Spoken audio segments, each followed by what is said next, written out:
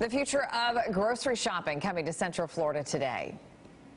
We put a lot of muscle into studying the grocery market, the retail market, to make sure that we're doing all that we can to stay ahead of it.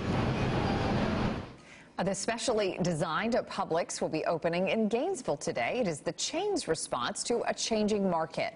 Smaller, will have a bigger deli section. It will have sushi as well. It is aimed at younger clientele, which makes sense because it's right near the University of Florida campus. A lot of students that live on campus do not have vehicles or have difficulty getting around because they take public transportation or ride their bicycles or mopeds. We are within walking distance. We have 5 entrances, so you can get in from almost any direction that you're coming from into the store. Well, Publix says it has only 3 other stores with this design, but if it's successful, my guess is we'll see more.